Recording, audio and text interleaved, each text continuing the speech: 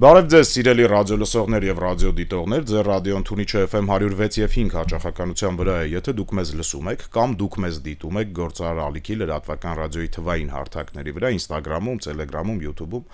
կամ որևէ այլ սոցիալական հարթակում, նաեւ կոչ եմ ձեզ անում բաժանորդագրվեք, որ չբաց թողեք որևէ հաղորդում։ Այսօր երևի թե խոսելու ենք մարդու կյանքի, կենսագործունեության ամենակարևոր ուղղություններից մեկի առողջ սննդի եւ առողջապահության գյուղատնտեսության մասին։ Կատնամթերքը, պարոն Գրքիկյան, երևի ամենակարևորն է, չէ՞, սննդակարգում, ոնց եք կարծում։ Ես կարծում եմ, այո։ Մեր դիտողները տեսան տակը գրվեց ձեր անուն ազգանունը, բայց Վարդան Գրքիկյանը Դիլի կատնամթերքի գործարանի սեփականատերն է։ Ողջունում եմ ձեզ մի անգամ մեր տաղավարում։ Ես նույնպես։ Շնորհակալություն հրավերի համար։ Շատ պատասխանատու գործով եք զբաղվում։ Սնունդը ընդհանուր առմամբ երևի թե ձեռնարկատիրական տեսակներից ամենակարևորն է, որովհետև բոլորին է վերաբերվում եւ իհարկե մեր երեխաներին է վերաբերվում։ Եվ պատասխանատու եւ կարևոր կատնամթերքը մեր առօրյայի ամենակարևոր բաղադրիչներից մեկը, սկսած փոքրից մինչև մեծ օգտագործում են կատնամթերք։ Հատկապես սննդի ասպարեզում պատասխանատվությունը շատ մեծ է։ 30 րոպե ենք զրուցելու, առաջարկում եմ գանք նեղ ուղղվածությունից դեպի լայն, հա, մի փոքր խոսենք ձեր արտադրության մասին, ձեր ընկերության մասին, հետո գանք ընդհանուր խնդիրներին ոլորտի։ Մի փոքր Դիլիից պատմեք մեզ։ Դիլին հիմնադրվել է շուրջ 28 տարի առաջ, նպատակն եղել է արտադրել մացառելա։ Փոքր արտադրություն իր սեփական կովերով եւ հետաքրքիրն է, որ ճակատագրով ես եմ ֆինանսավորել այս բիզնեսը, ու որի մասին հետո մոռացել եմ, վարկը շատ արագ մարեցին ու տենց հորիզոնից անհետացան։ Ու անցնում է 28 տարի, 28 չէ, 22 տարի, որտեղ ես գնել եմ իրան մոտ 2020 թվականին, 6 տարի առաջ։ Անցա ստացվում, որ ես գնում եմ այս բիզնեսը ու ներգրավում եմ բիզնեսի արտադրության մեջ։ Ոլորտից իրականության մեջ բավականին հեռու եմ։ Ես այս ոլորտը սկսել եմ ուսումնասիրել, երբ որ գնել եմ։ Ու ինչքան ուսումնասիրեցի, այնքան զգացի, որ պատասխանատվությունը ահավոր մեծ է։ Կարևոր հանգամանքներից նա է, որ մինչև այդ ես գաղափար չեմ ունեցել, ասենք կատնամթերքը, որ կարելի է արտադրել ոչ կաթից, այսինքն փոշով, պալմայի յուղով, որ էլի սնունդ է, բան չունեմ ասելու, բայց առողջական տեսակետից բնականաբար կատնամթերքը շատ գերազանցում է բոլոր իր համարժեք արտադրություններին։ Ու երբ որ գնեցի, այդ ժամանակ հասկացա, որ համար մեկ խնդիրը, որպեսզի որակով սնունդ տանք, մենք պետք է կաթը ամբողջությամբ ունենանք մեր կոնտրոլի տակ։ Իսկ դրա համար սեփական կովեր ավելացնել, լուրջ անասնաբուժ, լուրջ լաբորատորիաներ, որպեսզի այդ հումքը, որից որ մենք արտադրում ենք, լինի բարձրորակ, բնականաբար արդեն արտադրական բոլոր process-ները գործարանը ինքը ամբողջությամբ իտալական տեխնոլոգիաներով է հավաքված, ու մենք հիմա քանի որ արդեն ինքը փոքր է տարածքով, հա, արդեն 30 տարվա այն ժամանակ միգուցե ինքը արդիական ժամանակակից գործարան էր համարվում։ Մենք արդեն կառուցում ենք նոր գործարան, կառուցում ենք նոր գոմեր, որպեսզի մեր կաթը ավելացնենք, որ կարողանանք նաև էքսպորտի դուրս գանք։ Այսօր ես հասկացել եմ մի բան, որ միայն որակն է թելադրում։ Այո, շատ կան տարբեր որակի սնունդներ կան, ամեն մեկը իր նիշան ունի, բայց ես իմ համար ընտրել եմ ամենաբարձրագույն նշաձողը, որ պետքա Դիլի կատնամթերք գնողը իմանա, որ ինքը գնում է ամենաբարձր որակի ապրանքը, որտեղ չկա ոչ մի հավելումներ, ոչ մի պալմայի յուղ, ոչ մի քիմիական, ասենք, հակաբորբոսիչներ կամ ապրանք, որը որ 100% կարելի է վստահել, տանել ընտանիք, տալ երեխաներին, ու արդեն որ սկսեցի զբաղվել, հասկացա ինչ կարգի պատասխանատվություն ունի նա։ Հիմա ընդամենը ասեմ ձեզ հետեւյալը, որ անարատ կատնամթերքով արտադրանքը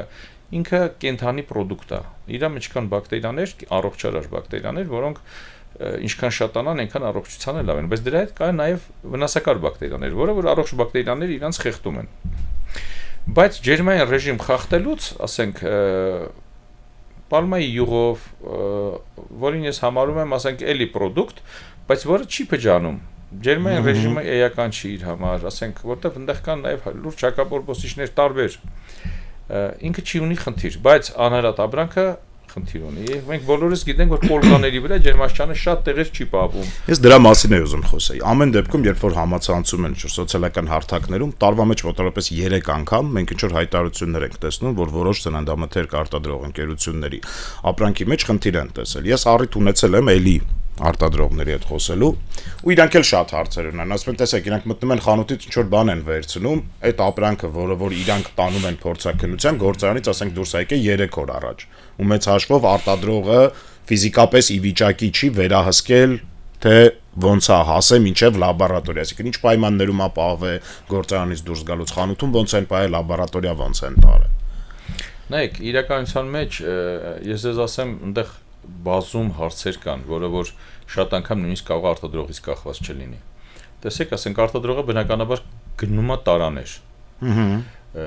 Տարաները արտադրում են լրիվ ուրիշ գործարանում։ Մարդիկ ինչ պայմաններում են արտադրում։ Բնականաբար դու գնում ես ամենալավագույն արտադրողից։ Բայց արտադրական process-ում մարդիկ են արտադրում։ Նույն է տարաները, որ արկղների մեջ տեղավորվում, հա, մարդը մի հատ փռշտաց դրա վրա կամ ձեռք կպավ, փակեց ուղարկեց քո մոտ, դու դրեցիր, տարան արտադրեցիր, տարայի մեջ քո անարատ ապրանքը լցրեցիր, եթե այդտեղ արդեն այդ բակտերիան կա ու առողջ միջավայրում ինքը սկսում է զարգանալ։ Ու կարող է քո պարտիայի մեջ մնացած ամբողջը նորմալ լինի, որոշակի քանակություն ապրանքի լինի, ասենք այտենց խնդիր ունենա։ Դա ասում եմ չի սխալվում են մարդ, թող որ ոչինչ չի անում։ Բնականաբար ես ուղղակի մի տենդենց եմ նկատել, որը ճիշտ ասած մի քիչ ցավալի տենդենց է, որ ցանկացած արտադրող, հա, երբ որ ինչ-որ խնդիր է մոտը հայտնաբերվում, բնականաբար այդ արտադրողը փորձում է շատ արագ դրան լուծում տալ, բայց ցավոք սրտի կա մի մասա, որը այդ փնովելը, այդ սևացնելը, ախր այդ մարդը արտադրանք է տալիս, այդ մարդը ուզում է որ ձեր համար լավ լինի, ինքը ինչքան հնարավոր է հսկում է, կյանքում 100%-անոց ոչինչ գոյություն չունի։ Ես այդ ամեն ինչը շատ հանգիստ եմ ընդունում, որտեղ գիտեմ, այո, կան մարդիկ, որոնք լավ գործեր են անում, կան մարդիկ էլ, որոնք վատ գործ են անում։ Հույսով լինենք, որ մի գեղեցիկ օրեր այդ մարդիկ կգիտակցեն ու ասենք ոչ թե կսկսեն փնովել, այլ կաջակցեն իրանց խորհուրդներով, կասեն, որ գնել ենք, սենց խնդիր է, խնդրում ենք ուշադիր եղեք, բայց ասեմ,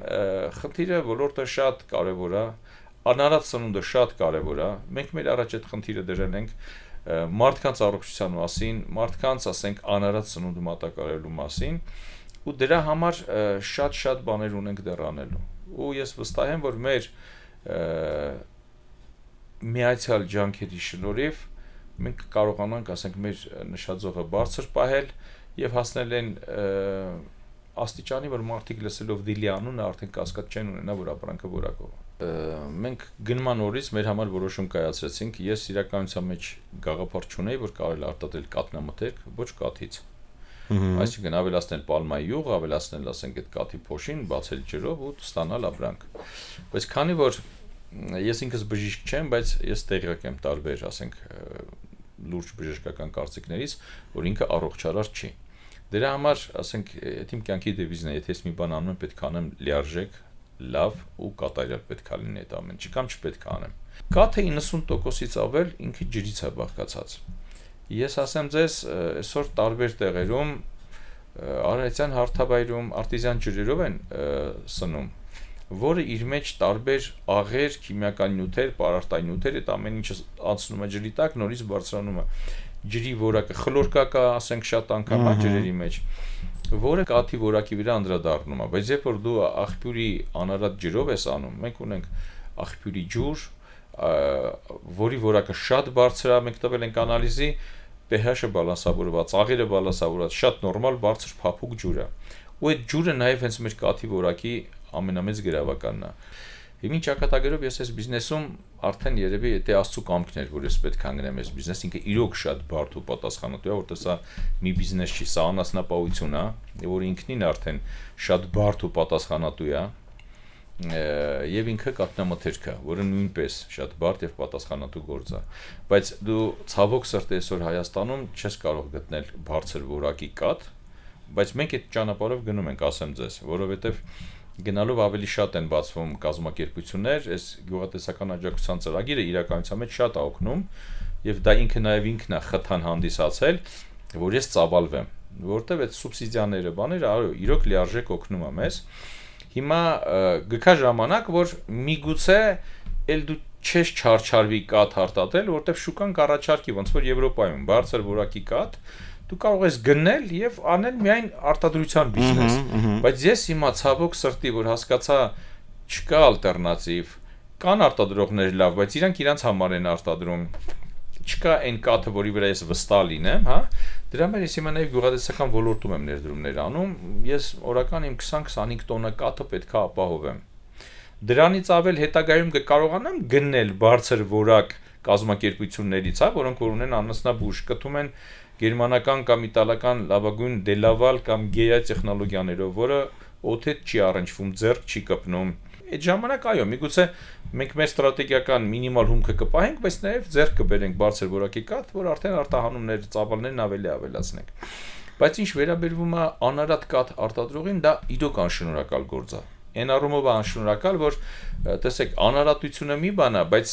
հակաբորբոսիչներ քիմիական մեջը չտալը երկրորդ բան է։ Մենք մեր կաթնամթերքի մեջ նույնիսկ այդ հակաբորբոսիչները, որոնք իրանք քիմիային իրենց ներկայացնում, չենք տալիս։ Դրա համար մենք շատ ենք տուժում։ Շատ անգամ պոլկաներում երեկոյան ջերմաշճանը անջատվում է, որ էկոնոմիան են միգուցե, ասենք մնացած սնունդները չի վնասվում, բայց այն սնունդը, այն հաճախորդ բիզնեսը, որ արտադրում է անարատ, ինքը սկսում է տուժել։ Բայց միևնույնն է, մենք շարունակելու ենք մեր տենդենսը պահել, հույս ունենք, որ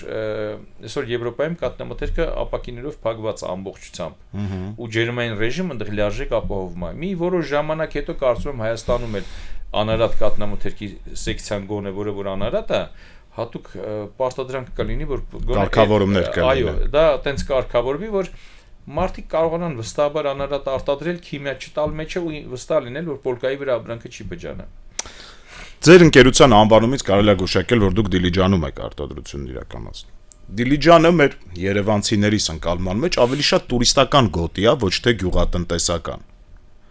Չէ՞, տենց ընկալում կա, որ Դիլիջանը մի վայր է, որտեղ որ մարդիկ զվարճանում են, ինչ-որ հանգստյան գոտիներ կան եւ այլն։ Համայնքի հետ հարաբերությունները բնակիչների ոնց են, աշխատակիցներ ունեք, տեղացիներն են, դրսից են։ Աշխատակիցների շուրջ 80%-ը համայնքից են, այո, համայնքից են աշխատում մեր մոտ։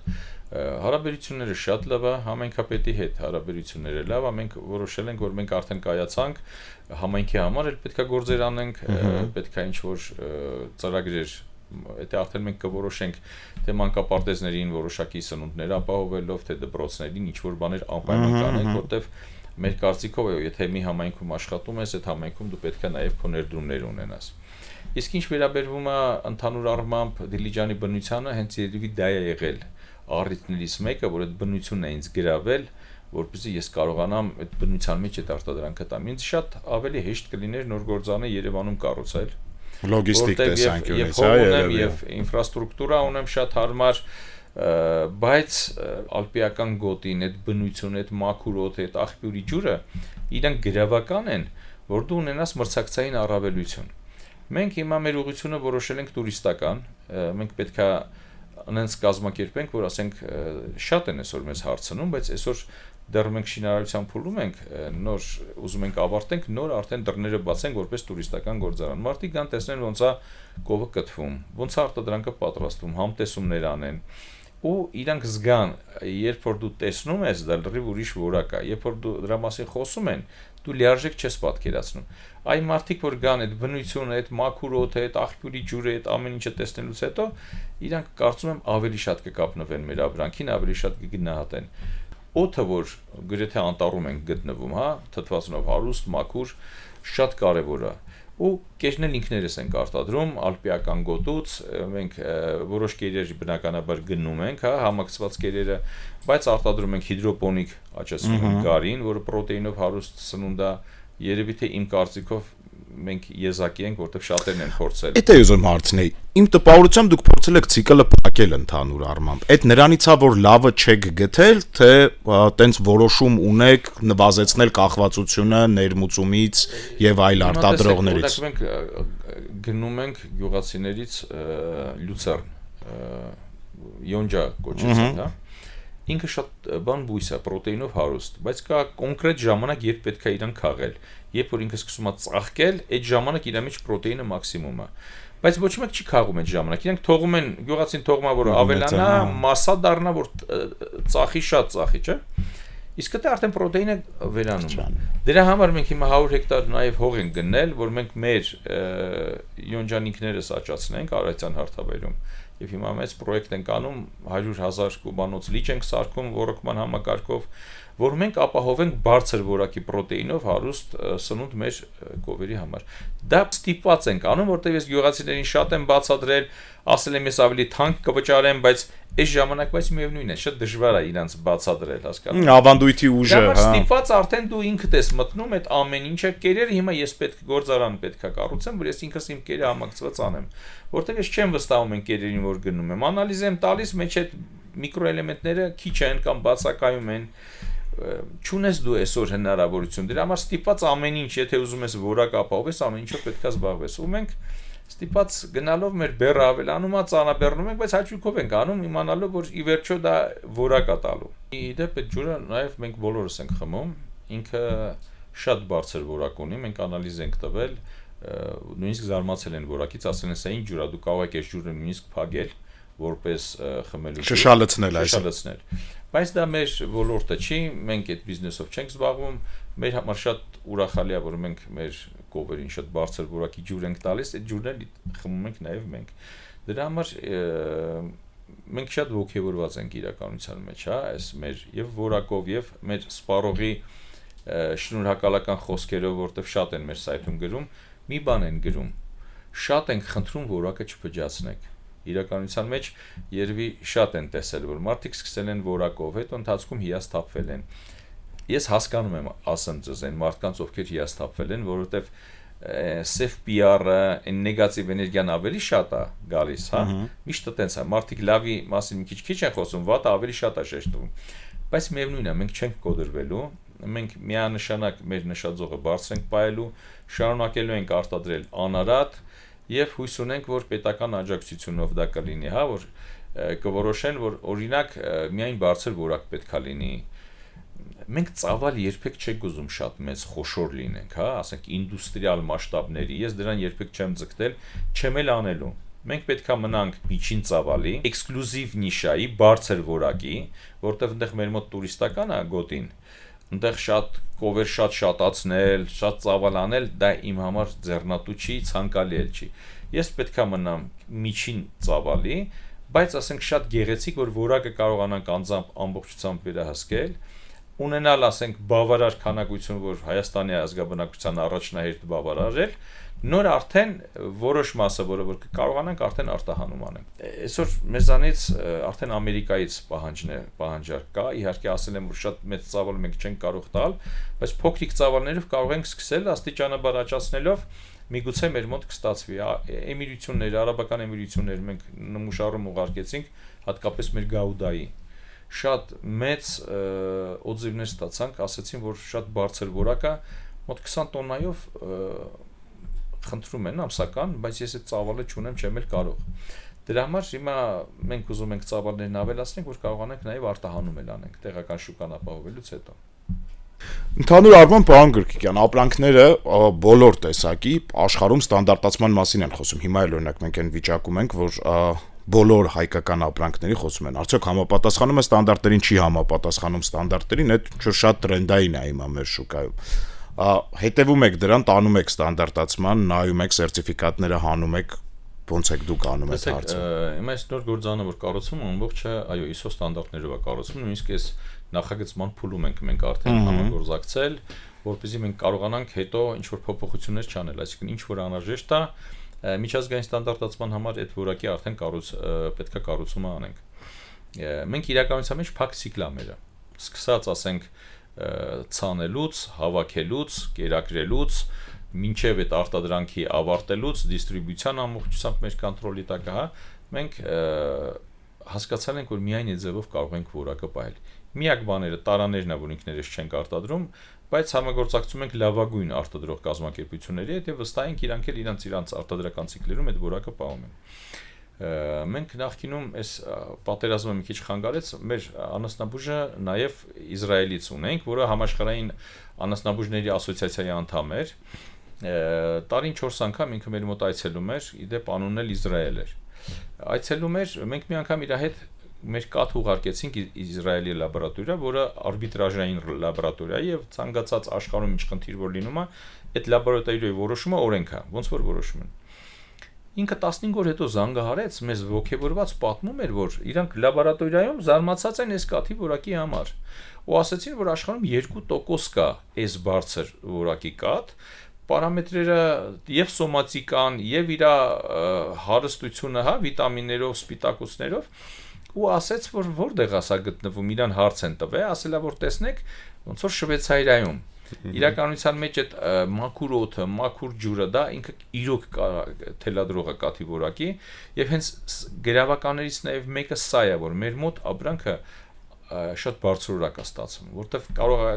նույն կաթը որակով դու գնես անարատ, հա, արտադրանքը տաս, բայց այդ որակը չստանաս։ Դրա համար դա շատ կարևոր եմ համարում։ Եվ մի բան էլ ասեմ, որ կա անկախ գնահատողներ, որակի վարկանիշ կազմակերպություն, որոնք իրանք գնում են տարվա մեջ դուք չես էլ իմանում երբ ոնց mystery shopping են անում, գաղտնի գնում են անում, տանում են լաբորատորիա, կույր համտեսումներ են անում, արդեն 4-րդ տարին անընդմեջ դիլին ճանաչվում է լավագույն կաթնամթերք է տարով, այս տարի էլ մենք Լոնդոն ենք գնացել հունիսին ու ճանաչվեցինք Պարիժի ամենալավագույն որակի պանիժները, շատ ոգևորիչ է իրականության մեջ ու մենք պետք է շարունակենք մեր այդ նշաձողը բարձր պահել ու ես հույս ունեմ շատ շատերը կան որ իրոք որակով լավ ապրանք են արտադրում ու ինչքան շատ լինեն այդ արտադրողները, ինչքան մրցակցությունը լինի առողջ, այնքան մենք բոլորս կշահենք, հատկապես կշահի մեր սպառողը։ Կողմեք մրցակցությանը։ Միանշանակ կողմեմ, այդ մրցակցությունն է որ մեզ արթուն է պահում, ստիպում է նորարարություններ անել, մտածել, ընդհանրապես ամբողջ աշխարհն է մրցակցության վրա հիմնված։ Ես իհարկե մի քիչ ավելի կողմ եմ նաև համագործակցության, զուտ միայն մրցակցությունով չի կարելի լավ բաներ անել։ Մրցակցություն եւ համագործակցություն իհարկե։ Համագործակցությունն ես ավելի լավ բառ եմ համարում, հա։ Քան մրցակցությունը։ Քան մրցակցությունը, այո, բայց մենք իրականության մեջ նաև համագործակցում ենք։ Սիրելի ռադիոլսողներ եւ ռադիոդիտողներ, այսքանը այսօր ամենակարևորի մասին էինք խոսում, սննդի անվտանգության Վարդան Գրքիկյանն էր մեր տաղավարում, Դիլի կաթնամթերքի գործարանի սեփականատերը, առողջ եղեք եւ շարունակեք լսել գործարար ալիքը, կհանդիպենք։